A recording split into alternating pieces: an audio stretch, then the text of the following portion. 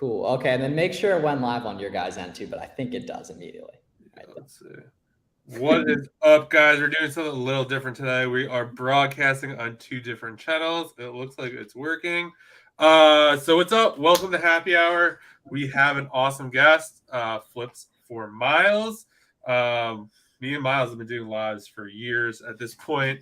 So it's nice to have him on ours. What's up, man? Yeah. Oh, you guys are the best. I'm excited. We already got some people in here too, so it should be pretty popping. Awesome. I typically tune in and show some love in the chat every Friday here. So yeah, you're definitely in there. So it's awesome to see. For sure. If you guys have any questions for Miles, definitely drop them in the chat. Let us know where you're from, what you've been up to. And yeah, we'll get this started. Oh, geez. Yeah, look at all these. Okay. I had it on the private chat. That's where I'm like, where are you seeing? Oh, yes. Yeah. Okay, cool. Yeah, cool. A lot going on in the What is up, guys? I was like, wait a second, what? We got Billy in the house. So what have you been up to, Miles?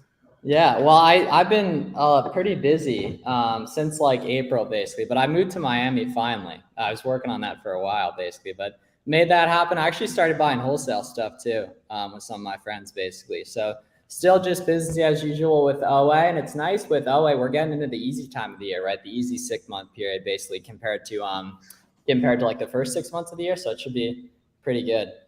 Excited. Yeah, the first 6 months have definitely we're a little rough, but yeah, now it's coming. I think you might have to pop in the questions. Oh, really? Okay. Give me control to do it. Yeah. All right. Well, we know for next time to switch it up then in that case. Yeah. Okay, cool. All right. Then either way, I guess we'll just have to go without popping them up on screen just to. Yeah, that's fine with me. So Space has the Miles. What's your story? How did you get started? How long did it take you to get here? Yeah, so I've been reselling stuff for a while, basically, but I learned about Amazon stuff in late 2018 and then started doing it in 2019. And the key was that I had my Flips for Miles page the whole time, basically, with that. The Instagram page, like talking about I was reselling shoes and stuff. And then what's really nice is that once I started selling on Amazon, I was still posting about it, right? So I was following a lot of the big Amazon accounts. And then it's like crazy, bro, how you recognize the thrift store that I was at and that I was going around scanning books, and I posted a story that showed a thrift store, and John was like, hey, I think that's in my local area. Like, are you from that part of Pennsylvania? And I was like, dude, I am. Right. And then me and you met up that week. So you were the first Amazon person I ever met up with, basically, on that. And what's crazy is we were deep in the trenches. Like, you remember when we went out to dinner and we were talking about how like you couldn't really do OA all ungated, or neither of us could do OA. I remember you had tried OA, like buying some type of electronic, right? From like Office Depot or something like that. Like it was from Kohl's, actually. Kohl's, okay, crazy. Then now that's like a sick OA source, basically. Yeah. Right there. But yeah, pretty much. And then anyone listening to this right now, you're very lucky. Ungating's easy. Didn't used to be. We're deep in the trenches, basically, with that. And then COVID hit, unfortunately. Couldn't get much inventory with the book stuff. So went back to shoe reselling. And then in early 2021, late 2020, basically, dudes were talking about flipping pools and toys and stuff like that. And I was thinking, like, they got to be getting ungated somehow. So I started asking people, and they're like, yeah, dude, like, it's actually really easy to get ungated now. And then because I had experience reselling shoes, I had all this inventory. I got ungated. I started listing stuff on Amazon. It just started flying FBM pretty much. It has pretty much been business ever since for about 2 years, just doing online arbitrage. Yeah, that first time we did meet, because I still remember the day I was like sitting at work, like eating lunch. I'm like, who the hell is this? Like in like the store. And I was just like, oh, like I'm just gonna hit him up or whatever. Then I think we went to lunch, and then you were just like, yeah, we went book scanning, and then you showed me like Plato's Closet, which I've never heard about. And like you had like a car full of shoes, and I was like, it was just really funny. Yeah, for sure. Jazzy Pure Soul helped me out with books. Yeah, Billy's the man. Let's see. ZR Wooten. What would you say the ceiling is for doing OA? Yeah, so the goal should be to never find the ceiling, right? And that the way I see business is that like you want to move up the opportunity ladder, basically, and that like if you don't have much money and you're new to selling on Amazon, it makes sense to sell books, right? Then the idea is you get into like RA and OA, basically. But the way I think about it, right, is if you can make like, 75, 100, 150 grand with OA, like profit wise, and the goal is to grow your income beyond that, you should start to move into the like more scalable models like private label, wholesale, etc.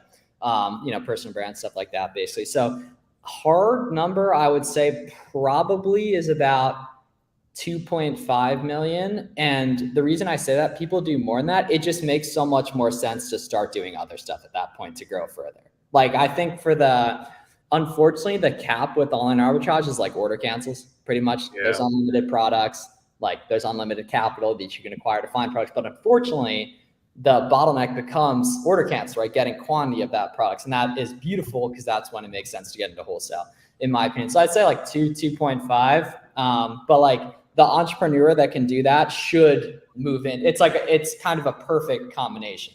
That like, if you can do that, right? Like Makayla, like your skill set makes sense to start doing wholesale, start doing private label, these other types of businesses, basically. So I'd say just about that. What are you guys' thoughts on that? Yeah, I would probably say around there too. I mean, I'm not there yet, but yeah, I'm definitely starting to see, even like I'm sourcing on sites that like don't really limit you too bad, but they're really starting to. Like there's sites like Kohl's is a good example where like you used to be unlimited. You could buy as much as you wanted. Now they kind of have some like order caps on stuff like that. People are kind of losing Kohl's cash and stuff like that. But I mean, yeah, I think you just have to get more creative and kind of, make it work. Yeah. And what's nice is that like, if you're doing things the right way, it should be incredibly easy to get into wholesale stuff, right? Like Makayla, it seemed like it was a nice transition for you. You know what I mean? And that like the opportunity just started popping up to do it. You know what I mean? It's like the same way with me having recently bought some wholesale stuff with Jimmy, basically. Like it just happened to be there. I was lucky to have the capital. There we go, right? But because you're consistently in the mix, that's what gives you the opportunities to get into wholesale easily, or to, grow on Instagram, or to find just way more OA products as well. Yeah, how much of your business is wholesale now? Dude, so we just placed our first purchase order, and like I don't even know what the product is. I'm basically just like a lending partner in it, pretty much. So like technically zero, but also technically like 10%. Basically, but we'll see. Like OA gets really easy with like back to school and stuff. Yeah. So I'm gonna buy a bunch of stuff this month with OA, and then not really worry about it. But if it comes, it comes, basically. Are you still pretty deep in apparel? Yeah, exclusively. Yeah, just the way the sales tax advantage works with like the prep center, and then being able to buy bulk from certain websites, the OA side of things, that's by far the best category, in my opinion, to do any type of volume. Like it's a pain in the ass dealing with like returns, liquidation, stuff like that. But the lack of competition of wholesalers makes it a blue ocean for OA in a way that other categories, you don't get that sort of thing. Unfortunately, that may be a limiting belief, but like, it's just so hard to deal with order cancels when your ASP is like $20, right? Because even 50 of something's only $500 of spend. Yeah, I definitely agree. I've dabbled like getting in and out of apparel. Like I'm mostly out of it now, but I feel like everyone's like, oh, you got to do beauty. And like, there are a lot of headaches in beauty too. Well, yeah, because you got like expiration dates and stuff, and you got to worry about wholesalers. So you got to like pick your poison, basically, and everything. All right, let's see what else we got here. What's up, filled by Amazon? My guy. Yeah, he said, I'm just here to see Miami, Miles. Working. I'm getting tan out here. Yeah, we're trying right there. Nan asks, how do you get ungated in luxury beauty? Yeah, I'd assume just the same way you do anything else, right? Find a profitable product, buy 10 of it, use the email receipt from the big retail website you buy it from. We're all very lucky. It's crazy. Like thinking back when you and I first met, like none of that was the thing, child. None of it. You guys are very lucky that are watching this right now. Makayla, it was like the biggest secret ever, where it was, I don't know, it was like $500,000 just to like get the Nike Ungate. Yeah. And like looking back, like paying $5K would have made sense. Like if you look at the Kiva charts on how expensive stuff used to be back in the day, like it's crazy looking at that stuff. Definitely. Profitable business, Miles the GOAT. Appreciate it, family. Jaden, I work a full-time sales job and don't plan on leaving it anytime soon, since I would need to sell 1 million on Amazon. How do I keep myself disciplined to work on my biz on top of it? I've outsourced prep. What happens if you aren't disciplined? Like what's the consequence of that? Like consider that, right? And that's everyone's situation's different, but like the way I see it is like, It's just so tough to like find that within yourself because you have to have an important reason to do it basically. And that like the way I see it for us, right? Like you'd have to go back to being a copywriter, right? I'd have to do Yeah, something. I want to do that. Makayla, you were on track to be a doctor, right? Mhm. Yeah, right. It's like I feel like I have pretty good motivation that I like don't want to have to do. It's like that's the way I see it. Now, Jaden, right? You sounds like you're in a good position with the sales job. If you don't plan on leaving, you're in a good spot, right? So you're gonna have to look for another reason, whether that's being able to invest XYZ amount extra a year. I think that's fantastic motivation. Right. It's like consider the ideal scenario of getting it and then what happens if you don't do it. Right. And like try to get a good motivation to do it. Cause like, you know, even just a couple of years of making like 30, you know, 50K extra a year, which is so easy, like half that could easily be in November, December. Like that's serious wealth. Like you can build up for like, you know, your family in the future and such if that's, you know, desired results. Like that's the way I think about it. Yeah. And I feel like there's probably a reason why you started and to do this, because obviously you started it, even though you had a full-time sales job. So, I mean, I would look into that and maybe expand on that. Yeah, If I'm there's not- obviously some kind of underlying Yeah. reason. Well, no, this is not the case, right? If you stay disciplined for a while, your sales are gonna grow way more than that, right? Like it's the consistency that brings the results. It's not like it shouldn't be the kind of thing where you turn it on and then turn it off. Like it should be the kind of thing where you turn it on and just keep going, and it's going to compound like crazy because the exponential returns are going to come after a long time. John's been at this 4 years. I've been at this 4 years, right? Makayla's coming up on, you know, probably a year and a half or so, right? And it doesn't happen immediately. It happened a little bit immediately for you, very talented with everything, but like most people, it doesn't, right? And everything. So like, yeah, you just got to dial in and understand, like get a good motivation behind it and a good reason like to do it basically. And that there should be like a consequence to not do it basically. But I don't know. I don't struggle with any of that stuff. So basically, and like at the end of the day, it's also important how you talk about it. In that, like, if you say like, I'm not disciplined, you're going to end up not being disciplined. Yeah, I would totally agree with that too. And yeah, it's like anything else. It is like a compounding effect. Like the more you do it, the easier it gets. The more you buy, the more replens you'll eventually get. And then you'll learn. I think sometimes too, a lot of the times, a lot of people are like, well, how do you find a replen? It's like you just do it. Like you buy something, you just buy it. And then like if you could buy it again and buy it again, or like if you could buy candy canes every December, that's kind of a replen because like you could buy it over and over again. I think a lot of people think there's like this magical like button in Keepa or something that's like checks off like replen. And it's just no, like, yeah, I made a video about this on Twitter, but it's like you're just slowly putting together the pieces of a puzzle in terms like, okay, you got to have capital, you got to know how to make a shipment, you got to know the buying habits on different websites, you got to know the coupons on different websites, and then slowly but surely it just meshes together basically, right? And then like you can make a bunch of money. But the tough thing is to see that process in real time. It's really easy to see it in hindsight, but it's really hard to see it in front of you. That's why you just got to get in the trenches and bread. Agreed. Do you recommend OA or wholesale with 20K capital to start with? That's fire. I'd say both completely. Yeah. You know what I mean? And whatever you did to get the 20K, keep doing that too, because clearly you're doing something right. Yeah. So all of the above, I would say. Yeah, 100%. Yeah, I definitely agree with that. Maybe OA start, get like your feet wet to make sure you like know what to do, and then yeah, I mean, a lot of opportunity. I don't do any wholesale, but I hear a lot of people talk about it. It's like the brands you buy for OA, like go after those for wholesale. Makes a ton of sense. Yeah, completely. How do you all feel about sourcing from other resellers? From other online marketplaces, how to return something to Walmart reseller because the retail box is damaged? Not a fan, just because you can't do any type of volume because you get screwed with invoices or a lack thereof.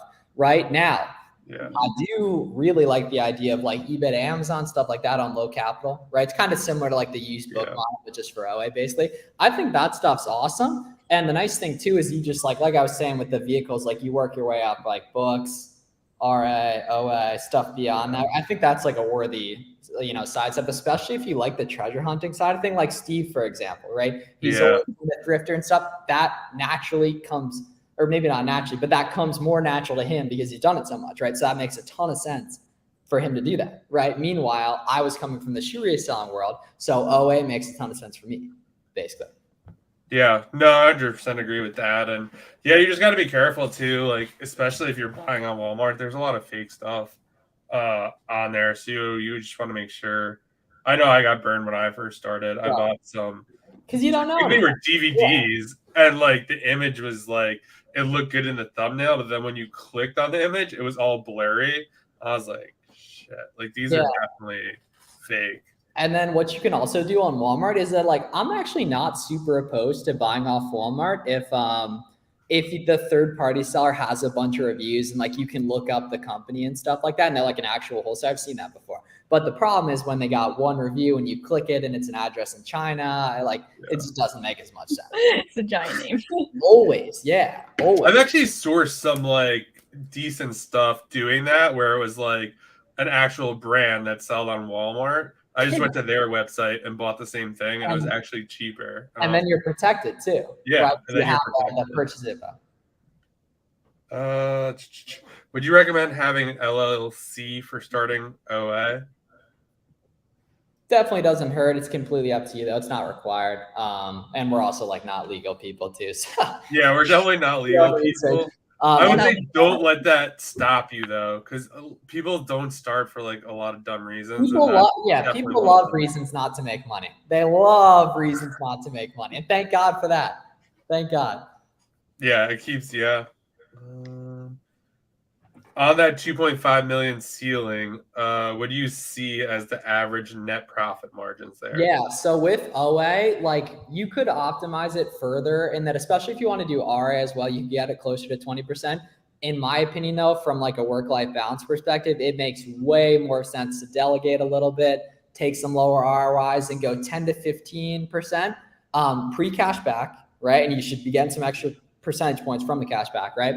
And then December should be much closer to 20% firm right there, net firm. And that should be 20 to 40% of your sales for the year, depending kind of how hard you want to do it, basically as well. So I'd say 10 to 20%, kind of depending on how much you as the operator want to work, basically. And that, like, if you want to take some more time off and stuff, dude, 10% is cool with another 2% from cash back. Super cool, right? It's like 3x the average salary. And you're probably not working a ton too if you're doing that type of volume, because you've been at it for a few years, you're starting to see the cycles go by, how to operate things better, you're buying bigger quantities of stuff.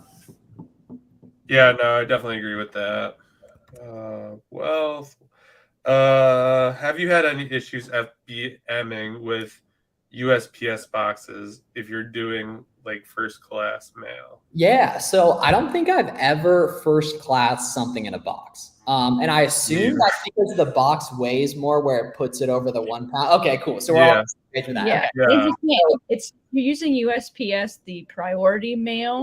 That is for priority mail only. And first class and priority mail aren't the same, so you can't use those boxes for priority. I mean, for first class. Sure, and that just makes sense from a weight perspective. If you're going to be doing first class stuff, it's got to be poly bag, unfortunately. Yeah. My bad, I was lagging a little bit. My bad. Miles, do you know Mosiah? Yeah, he's like the 17-year-old on Twitter that ripped, I think. Yeah, if I'm hearing that correct. Interesting. Best way to find a prep center in a sales tax free state. Got to give homage to one of the goats of the game, Clear the Shelf. Yeah. Google Clear the Shelf Prep Center. There's an awesome list on his website right there. I think that's a pretty good way to do things. Basically, it's he's this like blog on his site. Just go Clear the Shelf Prep Center. You'll see a big list on his website. I think it's called like an exhaustive list. It is a pretty exhausting list, basically. So that's a great place to get, I would say. And just cold comment. Agreed. Do you use a prep center? I do, yeah. New Hampshire. I've had the same one for about a year, but I'm probably going to get a new one too, because I want to diversify a little bit. And I want to Chad scale like crazy in July and August, so I want to be diversified. Yeah, no, I think it's always a good idea to kind of have. I think Soros, he has like 2 or 3 prep centers. Yeah, and that he like rotates between for that reason. Yeah, really. He's like, if one does a bad job, I just send to the others. Yeah. We already did that one. This will be my first back to school season. I understand the basics of backpacks, shoes, and calculators, but what other advice can you give? Cool. Yeah. So I think the best way to take advantage of seasonal opportunities is merchant fulfilling stuff, right? And so the best way to do that is to remove all the guesswork and let everyone else figure out the hard part, which is reverse sourcing, right? If you reverse source off a backpack August 15th, you're going to find other products that have popped off. If you reverse source off soccer products or football products, it's going to make sense too. Some game I haven't talked about a ton publicly, but what you can also do is you can go and keep a product finder and run a broad search, only listings that are below 50K sales rank that have drastically gone down in competition or drastically gone up in price, basically. So yeah, I think that makes a ton of sense to do, as well as keep a product finder title searches, including soccer, including football, including backpack, including school, right, in August. And that's all the type of stuff that's going to be going well. So like we could sit here and say backpacks from a logistical perspective, that makes the most sense. The nice thing is using Keep a Product Finder, you can spit out the exact ASINs you should be looking for, right? And now if something's gone up by 40% in a month or 80% in the month, very good chance you're going to be able to find that profitable. And using Product Finder, you can spit out a list of those basically. Yeah, no, that's a really good point. Did you have any issues with backpacks, like those safety complaints? Dude, I still have a ton on my account, but I'm kind of just waiting on them to drop, honestly. Yeah, I tried to, like, someone said just to put like, oh, like, you know, when I bought them, like there weren't one. And like I still have a couple on mine, and I was like, I think I haven't checked in a couple of days, but I think they're still on mine too, unfortunately. Yeah. I don't know, I guess we'll figure out what happens there. How do you get such a massive credit line? I have a decent credit line with Chase right now, but I'm going to start running into cash flow issues soon. I plan on applying for American Express, but what can I apply, or where can I apply? Yeah, so I'd say from my experience, Chase is by far the lowest limits, right? I've had most success with Amex and Capital One, basically. So I'd say, yeah, Amex, and I think you're going to get the limits you want to with them, I would say. Yeah, and the more you spend with these cards and the more you pay off, and they see like you're legit, I feel like once you get going, it's usually pretty easy to get going. You have trust them. Yeah, max it out, pay it off, and then do the same thing a couple times, and they'll actually probably want to give you more money or a higher limit. Should I start doing shoes? Yes. Shoes, but shoes. I mean, that's the thing is, it's like if you're asking that question, you're not finding much of anything, most likely, right? So anything is good. So yeah, I think completely, right? And that like you just don't want to put yourself into boxes and stuff. Like, you know, we're obviously optimizing at this point, right? So we can have a lot more choice over what ASINs we do and don't buy. But I think a lot of beginners get tripped up in worrying about advanced seller problems, right? And that your goal when you're new is purely to learn. And whatever Amazon revenue you can get in that time is going to teach you a lot, right? It's going to start building actual tangible results, seeing, okay, this product came from here, it tanked. This product came from here, it did good, right? And that's like what makes you money over the long term. So yeah, I say you buy whatever you can when you're new. I full-heartedly believe that.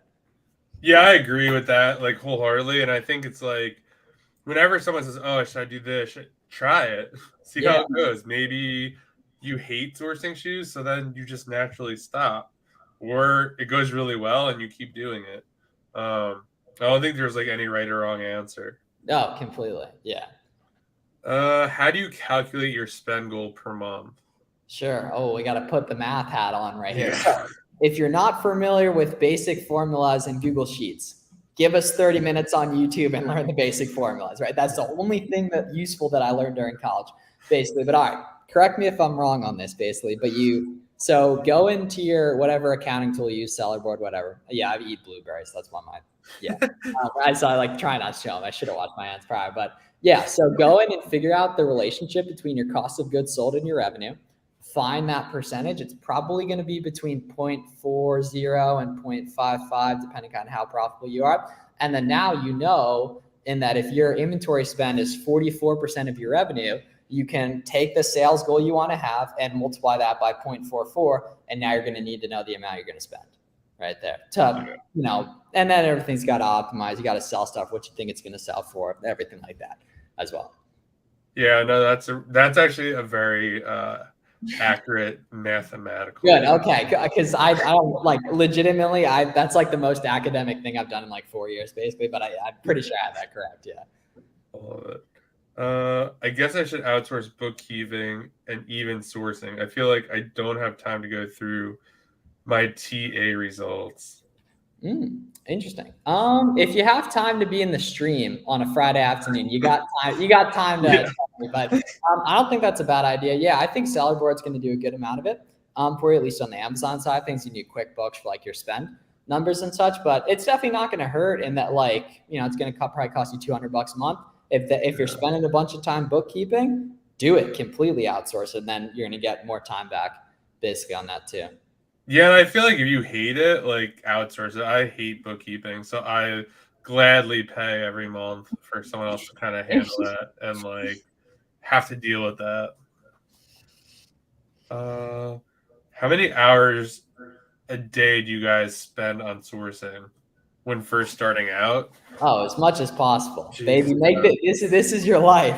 This should be your life if you want to make it big. But yeah, I would say it's hard to conceptualize because like I was doing it with my boys the whole time, so it's like pretty fun, honestly. But it was probably like 2 or 3 hours a day, I would say. But it was like a lot of like talking about what we were doing rather than like purely sitting on the computer by myself, like grinding on stuff. And that was what doing it with people I liked is what made it fun, which started the feedback loop of like find a lead, sell through the lead, have more fun because you're making more money, right? Do it more because you're having fun because you're making more. And then you make more, so you have more fun, so you do it more. And it's like this whole flywheel, basically, that's so hard to get started with, but it's so easy to grow as we've all done, basically right there. So do it as much as possible. Like, don't see it like if you want this like to be a full-time thing, go at it with everything you have in the world. And I guarantee you won't make less money as a result of it, basically. Like maniacally obsession with it. Like just is the best way to do it, I would say.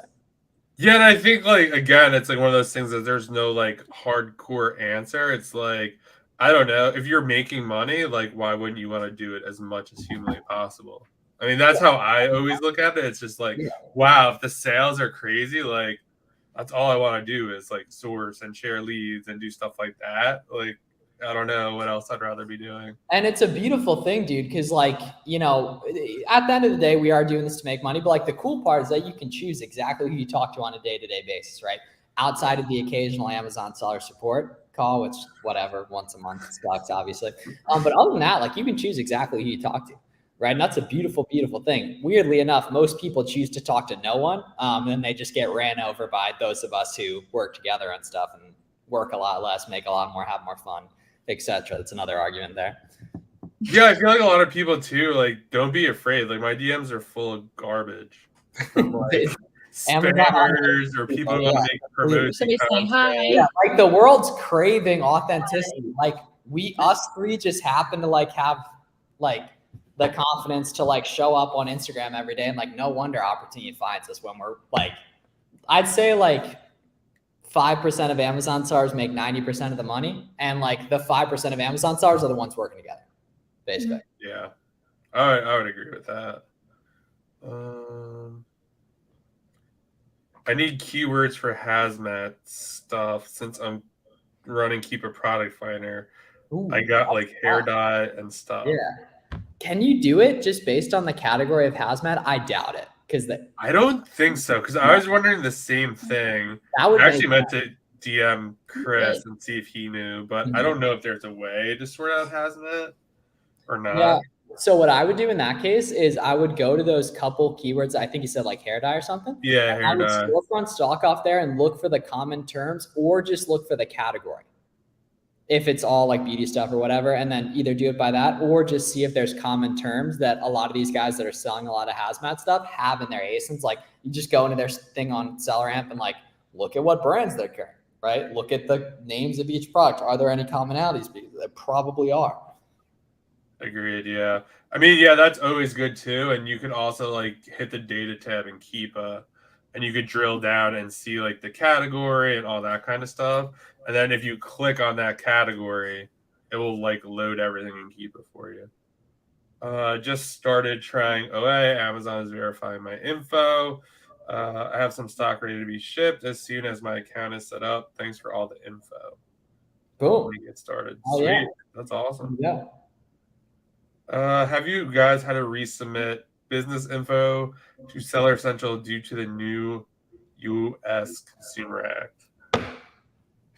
Unfortunately. Yeah. Yep. It's really interesting. I have 2 accounts because I had like the book account and then the OA account.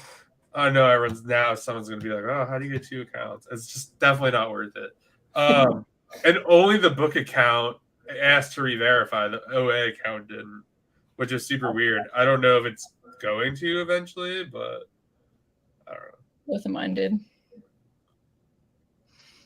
Is your CPA local? No. It's One's in California. Yeah, it's in California. I do have a local account though. Not local to me, but like, I don't know, 40, 50 minutes away. That's pretty in a sense of That's yeah. That's all right. That's in fair. On sense of things. Yeah. He's not living with you, but he lives close. Yes, he That's lives fair. significantly closer than most. I applied for my account over a week and a half ago, and my identity still hasn't been verified. I got all the tools needed to have done some research, but can't work on it yet. Everyone says it's only 5 days. I feel like sometimes it just really depends. Yeah, Like, just call him, dude. Like, there's nothing we can do about it. You know what I mean? Yeah. Like, unfortunately, like I wish that there was, but yeah, that kind of thing. Like, you just gotta deal with. Basically, call him if it's an issue. I'm sure someone you can get on the phone can deal with it. Basically, but yeah, never really seen it take that long. Yeah, I feel like you have to fight with seller support sometimes when they're like, oh, you have to like, if they're gonna be like, you need to send your license. Like, I did send my license. Like, what else? Can you look at it? Can you open the attachment? Like, what else? And there's usually some like really dumb thing that they tell you need to do. There could be like, oh, it needs to be on like a white piece of paper when you take the photo, and then just do that. And then like they usually will figure that out. Just started, but this California sales tax. Oof, that's brutal. That is brutal. Sales tax is terrible. Keep asking questions, guys. Spent 21. Miles is the GOAT. Appreciate it, family. Collab I've been waiting for. Yeah, this was a long time in making. It's so easy to find when using Google. They always point to resellers as the cheapest. Oh, that's probably for Amazon third party. Yeah. Yeah, box weight can't be more than 16 ounces for first class mail. For first class mail, that's 16 ounces total, not just the box. Yes. How much was your spend goal, if any, when starting out, or just looking to buy anything profitable? Whatever's profitable, man. If I can buy it, I'm buying it. That's the way I like. It's kind of matured so much over the years. Like back in the day, like it was completely the Wild West. Like everything used to sell FBA, like everything. It's different now. And then people used to like buy and cancel orders all the time too. That was a pain in the ass basically. But yeah, no. If you're even starting it out that structured, you're in a very good spot. Like if you're thinking about that stuff when you're new, like you're in a very, very good spot. Yeah, I'd agree. I mean, yeah, just that's like the name of the game. It's like very simple, but you just have to be consistent with it. I think that's like where most people go wrong. They're just not consistent, and they get frustrated easily. Where should I get polybags in mass bulk? I Love Supplies or Amazon. Figure out who's selling them in bulk on Amazon. Go direct to the company to avoid the Amazon fees. Yeah, there you go. Shipping a box of sandals in one of those white plastic polys a bad idea? Don't do the box. Just do it without the box. Because they don't ship the box and the just the take it in the box. And, yeah, hopefully it'll have a hanger, but either way, you'll be fine. Yeah, I feel like too. There's like a lot of stuff that I get from Amazon that like doesn't come in the right packaging or whatever. And, like I just don't care. Do you guys use Be Cool AI Repricer? I do. You guys use SellerSnap? I use was- GoAura. Oh, cool. Okay. What do you use, Makayla? I use Aura now. John convinced me to try it. Oh, that's what's up. Yeah, I think I'm gonna do SellerSnap for back to school in Q4 probably, just because like I could really see it making a big difference those months. Interesting. Yeah, I haven't tried SellerSnap. I'm definitely gonna do a trial of it. They reached out to me, but I'm about to move in 5 weeks and just don't have time to kind of go through that. Nah, you trust me. You gotta sit there for like an hour and set it up. You'll be fine. Because there's no modes. There's no modes. Like you just turn it on min max and it rips. Interesting. I'll have to look into that. Makayla, can you explain a little about your decision to choose Amazon versus your career path? Would you do it again / recommend it? Well, I was in an unfortunate circumstance whenever I made my decision, which is almost actually a year ago now. I had ankle surgery and it failed, and then I had to have surgery again. So like I didn't really have a choice. So I kind of had to make Amazon work, or I'd go to school 2 hours away and like limp around and crutch around. And I'd make that work too. And I thought, I'd probably hate my life doing that. So I chose to do Amazon obviously instead. And kind of like we talked about earlier, you have a reason why you got to do things. So you obviously started your business for a reason, and I started my business to fund my medical school. So that didn't like hate my life every single day. I could actually enjoy some of my free time. But after that, I'm like, you know what, if I have to do this full time, I obviously have to make it work. So I was kind of like my back was against the wall. And I felt, if I didn't make this work, then I would be doing something that I hated. And so I was like, you know what, let's full send it. And so, yeah, there's been a lot of, ups and downs, but I definitely don't regret doing it. What's clutch is that you could always go back if you ever needed to. Like the safe way is always there. Yeah, I always have 2 degrees. I've always got something to back me up. So if I wanted to go back, I could, but I don't ever see myself going back, honestly. I always think too, like as a seller, like I could get a copyright job for any like Amazon software company, any company who wants to sell their stuff on Amazon. Like it's just crazy how much opportunity there would be like on the flip side. And what's clutch? Yeah, on the flip side. Well, and what's clutch is like, getting in this whole world, like you end up following like entrepreneurs that are doing other stuff too. You know what I mean? It's like in that a sense of like you wouldn't go get a copywriting job, you would get freelance gigs with as many people as possible. So you get all your time, right? You just got to do the work, basically. You know what I mean? Your skill set would translate, right? Makayla could very easily start a YouTube channel talking about how to get into med school, right? Sell a guide for that. It's like tons of stuff you could do, and it really expands your, capacity around how you see making money, which is absolutely priceless. Agreed. What are the steps to take if you get hit with an IP complaint? Typically you just have to submit the invoice where you bought it. It really depends on the brand and the company. Usually submitting the invoice for me has worked in the past. Other times there's some companies that just don't want to hear it or have it. I would definitely look into getting IP Alert by Chris Grant. There's probably a link somewhere down below for that. And yeah, that will kind of tell you. Yeah, Seller Basics. Yeah, definitely that. And then you can see in the keep up, there's history typically of it too. Yeah, that too. Why'd you get safety complaints for the backpacks? Hell of I. Yeah, makes no sense. Makes literally 0 sense right there. Someone at Amazon was probably in a bad mood. Like, yeah, we're gonna mess with some sellers. What's your favorite 0% APR first 12-month credit card? Business Blue Amex. Yeah. Is that what? Yeah, that's my first one too. Yeah, I think that's the best one. It's crazy. I think some of the Chase ones are that way too, and some of the Chase ones have fire benefits as well. I'm right there, but then again, you need better credit to get the Chase one, so it's like kind of up and open. But I just say Amex because I'm more confident in someone getting the Amex when they're newer, and I think you'll get a bigger limit with them too. Yeah, I might look into one. I've never used a 12-month APR card. I've just try the blue credit or blue cash. Both of them are great. Boom. Maybe I'll do that, especially with Q4 coming around. That's like you can do both. Yeah.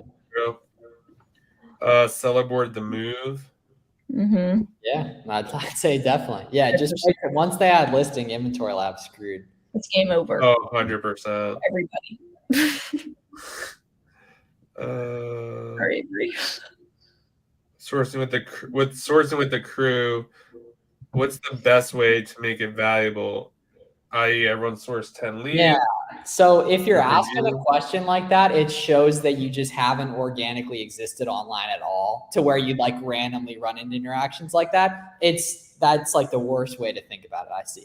The way I see it is like, it's tough because like at this point I've like built up so much leverage and credibility. Like people just know me and like they just know you guys too, right? Like back in the day, it'd be like, hi, Warner, I watched your YouTube video. You followed me. Let's get on Zoom tonight. And then we just talk about shit, right? And you just talk about life. You're like, you figure out who you get along with, basically. And then like you end up going deeper with those certain people, but you got to do mass scale volume to try and meet as many people in the first place. And that's organic content, documentation, raw, getting on video, right? So like everyone has a different method with that. But like the best way I've ever found it was to just make friends with people, and then you naturally dive deep with them once the trust is built up, right? Which takes a while, and that's why it's so profitable.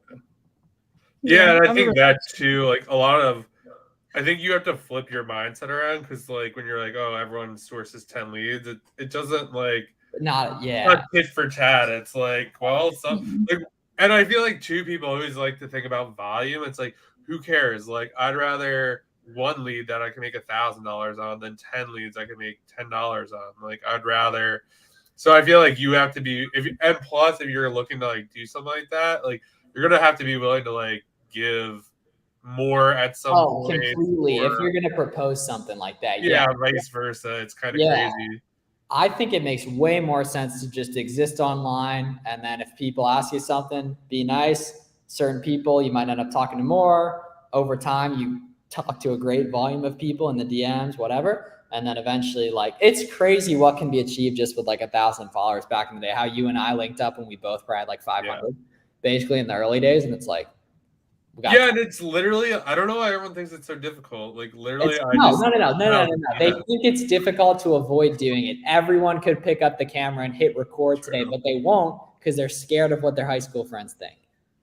Yeah, I forget who says it, but they're like, yeah, that phone is heavy. The camera's always heavy. So I think it's a couple times, but it is super heavy, yeah. But then you do it and you realize no one cared in the first place, and all the people who have the money you want to have are willing to do it. So last year we got in a group chat together for back to school, and you just like added just random, like people just kept coming in, and that got a little. I told Andrew you have to do it again. Yeah. Have you guys ever got your money back from an item not received for an FBA return? I've tried today and they said no, LO, but I feel like that's Amazon's problem. Oh, all the time. Yeah. Amazon never takes blame for anything. Unfortunately, yeah. Yeah, agreed. How do you handle items that aren't selling? I typically just liquidate it. Yeah. Or it's like if it's been sitting there for like 2 weeks, like, and you FBA, like make sure the delivery dates are up to date, right? Make sure like actually in stock, and then take the time to understand why it's not selling. Mm-hmm. Right? Was that a purchase from Nike.com that came when there was a 20% sale that a bunch of people found? Makes sense why that would go down in price. Or is it the kind of thing where for whatever reason, that one unit is really deep in FC transfer and your delivery date is March 26th. So of course you're not going to get the buy box as well. Yeah, I think, there's you just want to look at that. I have a column in an Excel sheet, and every time I put something in it, like I kind of put down how I found it, like the sourcing method, to kind of keep track of that. My first few months, I was at my computer sourcing for 14 hours a day sometimes, minimum of 8 hours per day. I put every moment I had into learning. And that's why it worked. That's how you got to do it. Yeah, I mean, that for a lot of people, that'd be, I hate the questions like, how many hours per day do I have to source? It's like, you're asking that question. Like if you're good, 30 minutes. If you're good and well connected, 30 minutes, but. What are the minimum profit margins and dollar minimums you aim for when sourcing? Yeah, I'm an ROI guy. If it's like a shoe, 35%. If it's anything else, 30%. If it's like grocery, beauty, 25%. And even you can go lower if you're getting good cash back. Like, we're not counting cash back in that. Yeah. Well, throwaway. Yeah, I don't source any shoes, but I'm really looking. I'll even go down to 20%. I've been kind of playing around with that a little bit on stuff but that kind of stuff is like I'm making like $10-$20 profit. It's not like for $1 or $2. I'll go down further. Like if it's not like returned heavily. So if I know something like grocery, for example, and they can't return it, then I know like I can sacrifice, a few percentage if I just drop it. That way. And all my stuff is sourced. So just break even on something to see if it sells, so I could really double down next time it comes around. Do you guys do any volume? Oh, this is low rank / lower ROI, and how do you make it work with a prep center if you do? Well, you just got to make sure it's just fact. Like the numbers just have to make sense, basically. Like it has to be worth the time to find. You got to make sure it doesn't go down in price. Like that. Yeah. Like it's pretty cut and dry if it makes sense or not. I thought you were gonna plug Celeran that you could put the prep costs. Oh yeah, well of course. Yeah. So I was like literally waiting. Yeah. So you want to have that in your back end. So on Celeran.com, go to the top right, hit the drop down menu, hit history, and then add in your prep cost on there. So you have it in there. Amazon keeps closing my Ungate Nike because I applied for multiple applications. Anyone know how to get past this? Yep, call them. Tell them I'm submitting exactly what you guys want. Someone will push it through manually. You'll get it done. That's actually a big hack too. When you tell Amazon, you're like, hey, I'm doing what you want. And I think they're like, oh, okay. Like I've done that before where I'm just like, everything. I did exactly what you guys wanted. And then all of a sudden, whatever I want them to do, they just do it. Makes sense. You have to tell them how to do their job. Yeah, pretty much. How do you get rid of a suspected IP complaint? How do you get rid of it? What do you mean by that? Yeah, I don't know what you mean by that. Like, is it in the actual receive column or like what's the other column? There's like there's another one.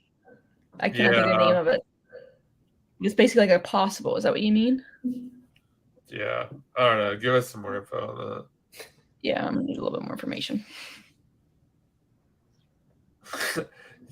What's up, Drew? You guys have any hot, fast-selling ASINs? I can't find anything. Hit my DMs.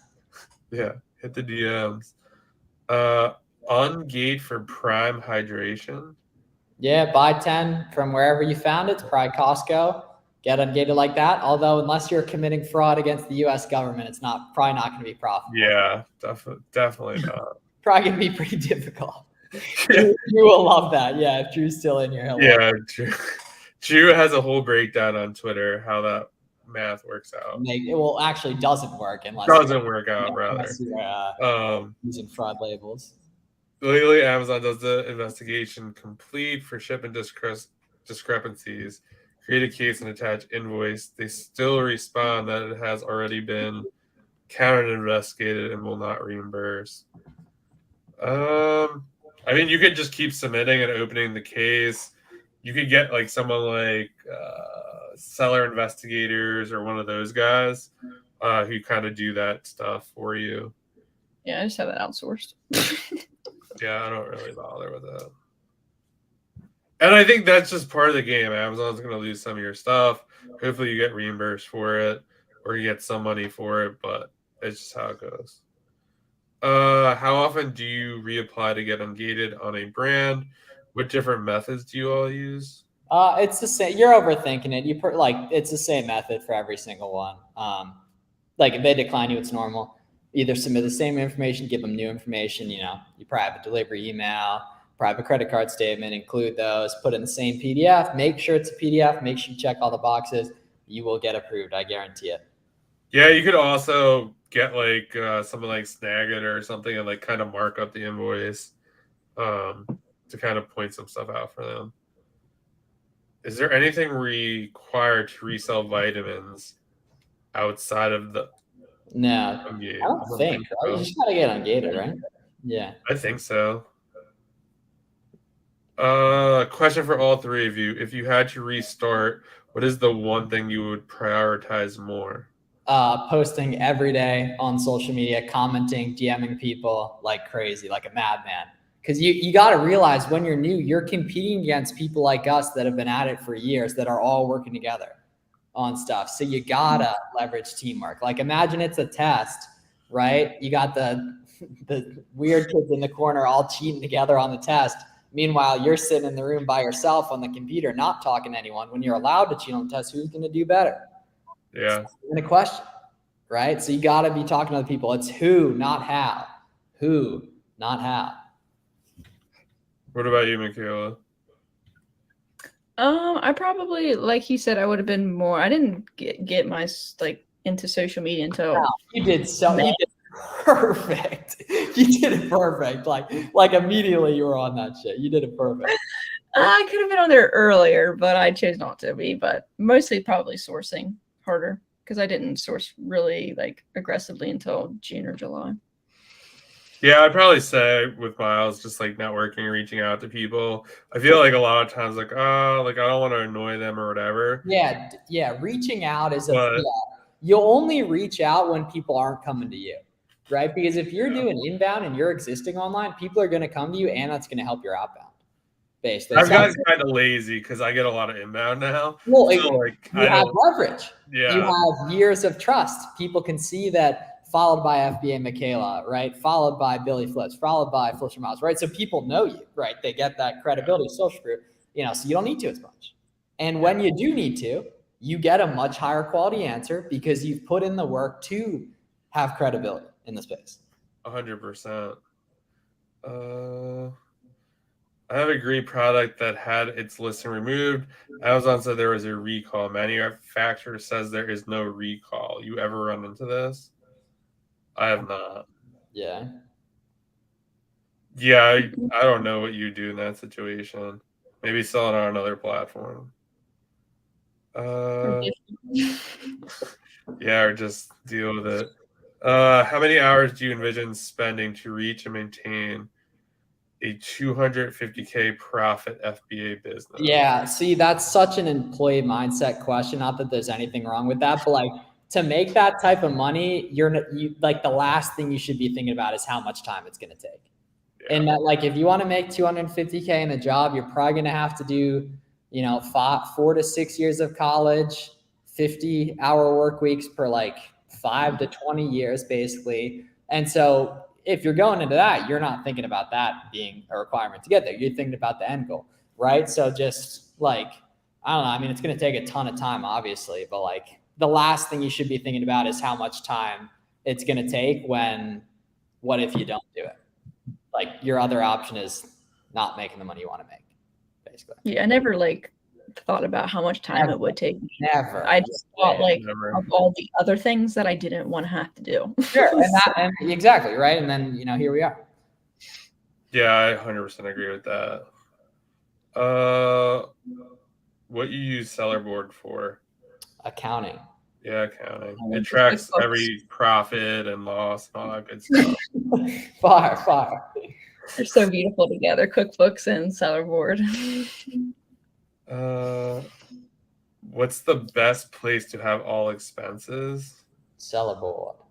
QuickBooks. Yeah. Oh, yeah. Well, actually, yeah, you're right. Yeah, my bad. QuickBooks, definitely. Yeah, QuickBooks. I use Inventory Labs too.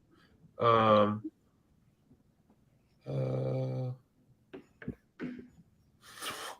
It says, I don't know. I'm not going to read that one.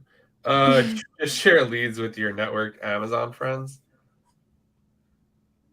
Yeah, for sure. I mean, it's like it's not like sharing stuff. It's more so that like everything I get is from that nucleus in the first place.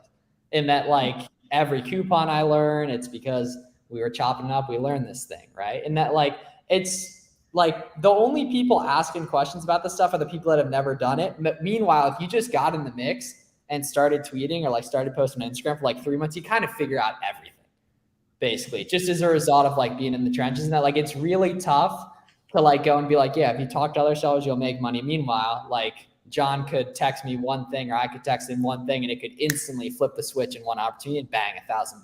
But you don't see that till you do it. Basically, you go through the initial periods. And it's tough, but you choose your tough. So it's working for 40 years.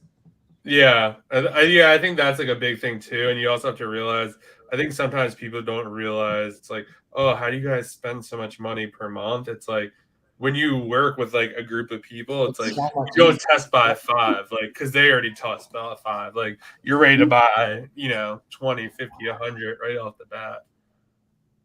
Yeah. It's just a different ball game whenever you're connected with people. Without a doubt. 60 days, then you cross. Okay. Is most of your inventory Nike and apparel, Miles? On the apparel side of things, for sure. Yeah, Converse, Puma, Adidas. Yeah, those types of brands. New Balance. Nice. Look at the selling power on the screen. Yes, sir. Shout out to you. Yeah. We got to pick up the pace here. We got to rapid fire round to finish off here. Yeah. Yeah. Or do you source mostly other? All right, we already did that. Tell us about SellerAmp. Plus, I heard the tool is the bee's knees. Oh, yeah, check it out. SellerAmp.com. I got a ton of free trials, or like, one, everyone gets a free trial, but a ton of like tutorials. You have a really good SellerAmp tutorial too. Actually, both of you guys do. Yeah, I have a couple on my channel. I have to make a new one. I haven't made one in a while. What else we got? Any of your last kind of questions? What else we got? Do you sell in Canada? Nope. Do you guys? No. Yeah. We'll mess with that. I remember Chris Grant saying that like certain products you need to like label differently, and I was like, I don't want that. Different set of rules. Yeah, I don't want to do anything that. Best software to source seed oils. None of them. Not SellerAmp. It's the only thing you're not allowed to source with SellerAmp. If you're not hip to seed oils, get hip. By the way, we have Sir BizTank in the building. He tweeted at me. He hasn't chirped me in the chat at all, which makes me a little nervous. Yeah, he does come. Not the link. He's always filling in here. That's love. Yeah, that's love. Ever get engaged through Best Buy? I haven't, but I don't know why it wouldn't work. Oh yeah, totally. Yeah, it definitely does. Yeah. Gotta love a fraud label course. What's up, Jomar? Big facts.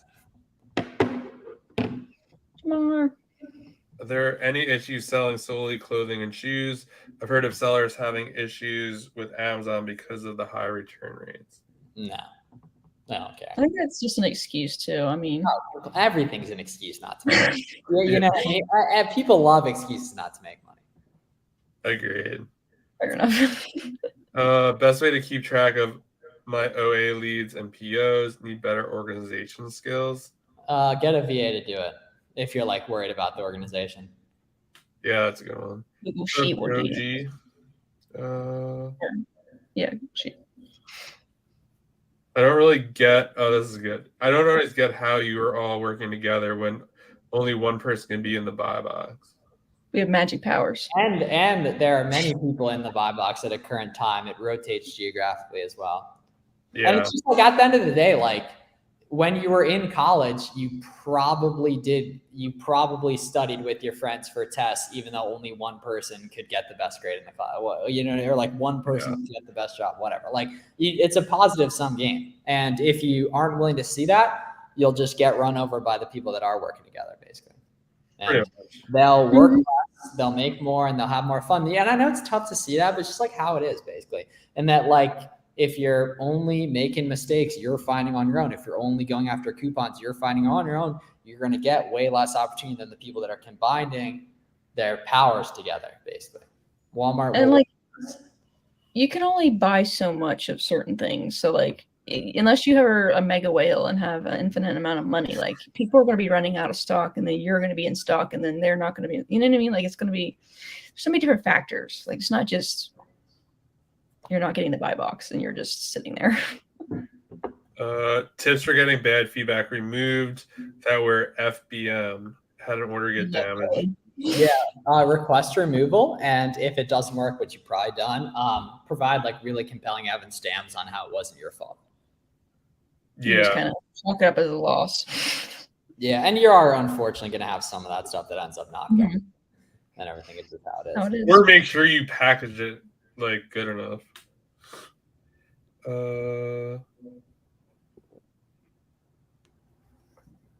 What are some ways to get more out of it with another Amazon seller? We share ideas and goals, but how should it be structured? Yeah, like you're so worried about the structure, and I can tell you've never existed online. Like you just had, you never chopped it up in the DMs with someone, right? So like it's just really tough. You just you can't worry about that. Like it's the most informal thing. Like when you like were talking to your boys at parties in college, like was there any structure? No. Like you walk in, you give them a dap, right? What time are we going to the gym tomorrow? It's quite literally exactly how it is with Amazon people. Basically. It's just very natural. Super natural. Yeah. And it's like it's hard to see when you have it done basically on there. Cool. What's your plan with real estate? Well, nothing so far. I'll probably just invest with the GP in like a year or two, basically, but I don't want to worry about it for now. There's so many questions here. How do you improve sourcing? Reverse sourcing has been tough. I've been reverse sourcing through Nike listings with not much luck. Yeah, well, you don't know what coupons. You got to find coupons. If people are selling stuff, they're making money on it, especially if the price is stable, if the price recently gone up. So they're getting it from somewhere, and they're probably not paying full retail. They're getting stuff below retail or on sale or combined with coupons, and that's how they're making stuff profitable, basically.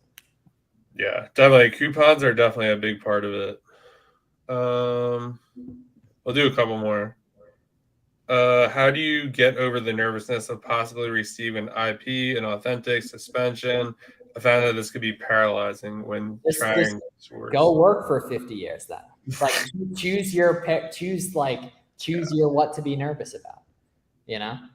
Agreed. And for me, I remember Seth, Checkmate Flips, like he was like, I forgot I said it on a YouTube video. I was just like, if it happens, I'll deal with it. Like, why would I think about it? Why would I think about it every day? Yeah, like what other option do you have? Like enroll in Seller Basics, you'll feel a little bit better.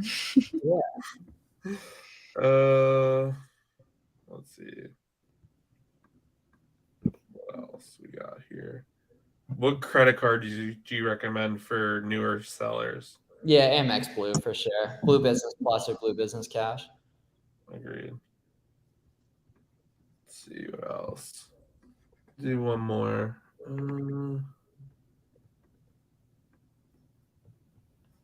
Talking about fraud labels. We want to talk about like the last thing we need to. Yeah, I definitely would.